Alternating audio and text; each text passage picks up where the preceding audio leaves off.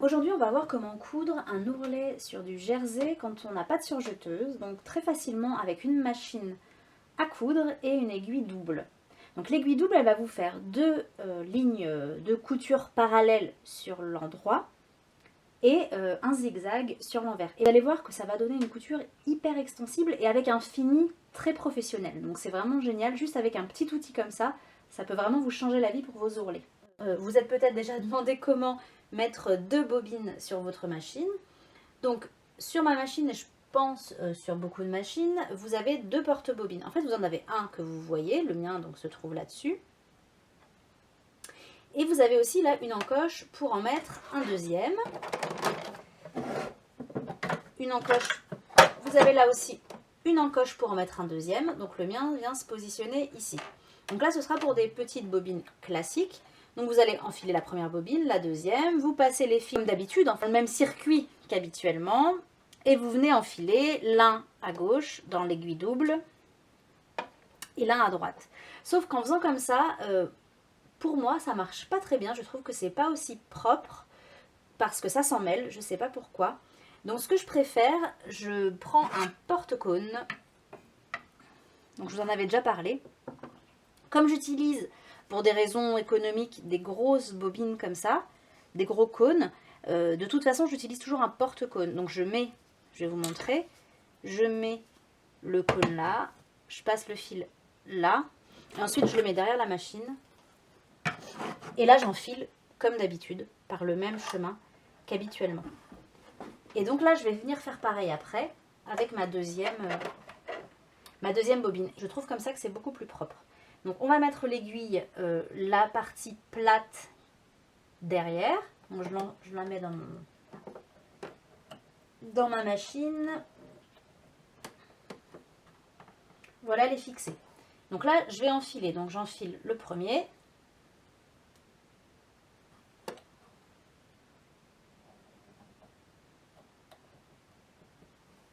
Le premier est enfilé, le premier fil est enfilé. Et ensuite, donc la deuxième bobine, je viens la mettre dans mon porte-cône. Je passe là dans la deuxième partie de l'espèce de moustache. Je renfile comme d'hab. Et là, je viens la mettre dans la deuxième aiguille, donc celle de droite.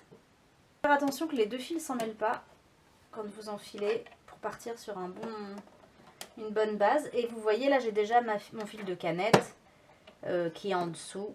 Sinon, on va le chercher avec la manivelle, la molette, là. Et voilà, mes trois fils sont là. Ensuite, il faut faire les réglages. Donc ça, je vais l'enlever parce que de toute façon, j'en veux pas. Donc les réglages. Alors moi, dans mon manuel d'utilisation de la machine, on me dit qu'il faut que je mette le point zigzag. Mais je trouve quand je mets aucun point, quand je mets en point droit finalement, je trouve que ça marche mieux. Donc moi, je vais faire comme ça. Je ne mets pas de point zigzag. Il va falloir que l'aiguille soit bien positionnée d'une manière centrale pour pas qu'elle se casse. Parce que donc si vous la mettez à droite ou à gauche, ça va taper sur le pied de biche. Et là, du coup, elle va se désintégrer. Et vous risquez de vous la prendre aussi en pleine face. Donc ça peut être dangereux. Donc ensuite, la largeur du point, donc 0. Et la longueur du point, dans mon manuel on me dit 3, sachant que 3 mm, donc moi ça va jusqu'à 6, donc 3 c'est la moitié. Moi je trouve que c'est pas mal entre 2,5 et 3.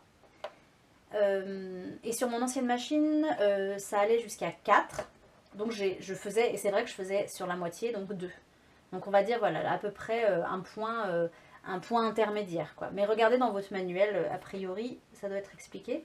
Ensuite, je prends une chute de tissu pour vous montrer. Donc, vous faites votre ourlet envers contre envers. Donc, admettons que l'ourlet fasse 2 cm à peu près.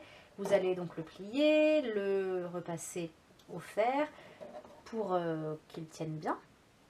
Ensuite, vous allez le positionner en droit vers vous. Comme ça fait, l'ourlet fait 2 cm, vous le mettez à moins de 2 cm. Donc moi j'ai mon repère, on va dire à 1,5. Et du coup j'y vais. Donc je ne vais pas faire de point d'arrêt avant-arrière. Je vais y aller directement. Je vous montrerai après comment on fait pour finir.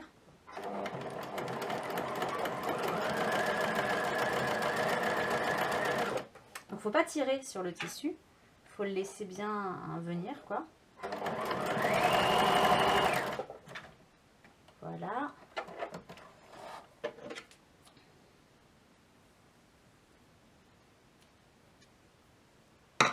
Et ensuite, vous avez donc vos 2 coutures parallèles et la couture zigzag derrière.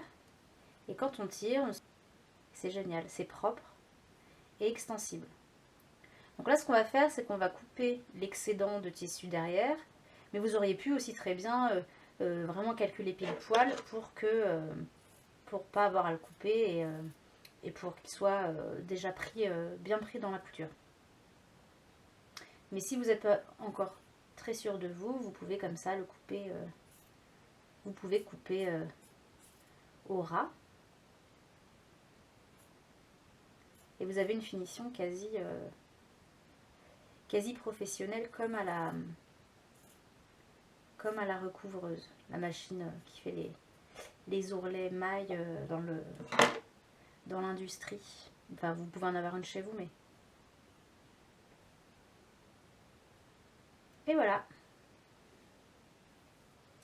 Donc ensuite, pour la finition, ce qu'on peut faire... moi, j'avais coupé. Donc, imagine... Donc, a priori, l'ourlet est pour des finitions circulaires.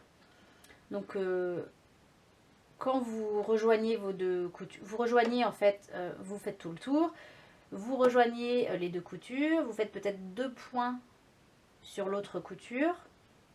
Et ensuite, vous allez passer les fils qui sont sur l'endroit sur l'envers.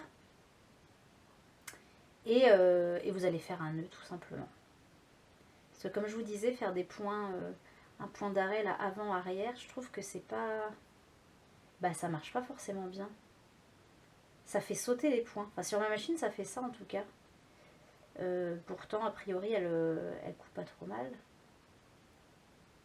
Donc vous passez vos petits fils et vous ferez vos... Voilà.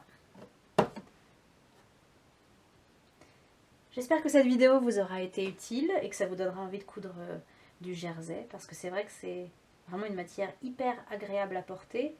Et une fois qu'on maîtrise quelques trucs, en fait c'est assez facile à coudre. À bientôt, salut!